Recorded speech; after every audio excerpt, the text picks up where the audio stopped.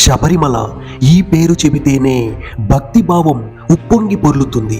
లక్షలాది మంది తమ ఇష్టమైన దైవంగా కొలుస్తారు. ఎంతో మంది దేవుళ్ళు ఉన్న అయ్యప్ప స్వామికి ఓ ప్రత్యేకత ఉంది. అయ్యప్ప స్వామికి ప్రత్యేక పూజలు చేయడం, 41 రోజుల పాటు దీక్ష చేపట్టడం, ఉత్సవాలు నిర్వహించడం అన్నీ ప్రత్యేకమే. అయితే 204 ఏళ్ల క్రితం అంటే 1819లో శబరిగిరులకు మొదటగా 70 మంది భక్తులు యాత్ర చేశారట.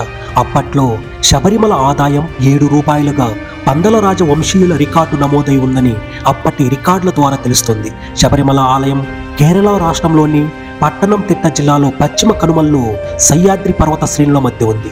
సముద్ర మట్టానికి సుమారు 3000 అడుగుల ఎత్తులో దట్టమైన అడవులు 18 కొండల మధ్య కేంద్రీకృతమై ఉంది. శబరిమలకు చేరేందుకు పంబా నది నుంచి కాలినడక మార్గం తప్ప ఎలాంటి రవాణా సౌకర్యం లేదు. తిరుమల కొండలు ఎంత ప్రత్యేకమైనవో ఇక్కడ అయ్యప్ప కొండలు కూడా అంతే ప్రత్యేకమైనవి. శబరిమలలో ఉండే 18 మెట్లు 1984 వరకు రాతి మెట్లపైనే భక్తులు వెళ్లి అయ్యప్ప స్వామిని దర్శించుకునేవారు. అప్పట్లో భక్తులు అయ్యప్ప దీక్ష ఎన్నిసార్లు తీసుకుంటే అన్ని మెట్లకు కొబ్బరికాయలు కొట్టే ఆచారం ఉండేది. ఈ ఆచారం వల్ల మెట్లపై ఉండే రాళ్లు చెడిపోవడంతో 1985 సంవత్సరం నుంచి పంచలోహంతో కప్పి మెట్లను తయారు చేయించారు. బంగారం, వెండి, రాగి, ఇనుము, తగరం వంటి వాటిని ఈ 18 మెట్లకు అమర్చారు.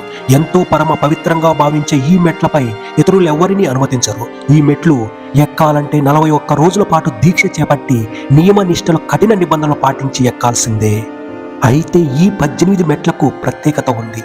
మొదట 5 మెట్లు పంచేంద్రియాలకు సంకేతం, ఆ తరువాత 8 మెట్లు అష్టరాగాలకు సంకేతం, అనంతరం 3 మెట్లు సత్వం, తామసం, రాజశానికి సంకేతం. ఈ త్రిగుణాలు బద్ధకాన్ని విడిచిపెట్టాలని సూచిస్తాయి. చివరి 2 మెట్లు విద్య, అవిద్యకు సంకేతం. విద్య అంటే జ్ఞానం పొందటానికి, అవిద్య అంటే అహంకారాన్ని వదిలిపెట్టడానికి సంకేతం. శబరిమలను దర్శించుకుంటే దోషాలు, కష్టాలు తొలగిపోతాయని భక్తుల నమ్మకం. దీక్షను చేపట్టిన భక్తులు ఈ మెట్లను ఎక్కిన తరువాత మొదటగా కనిపించేది ధ్వజస్తంభం.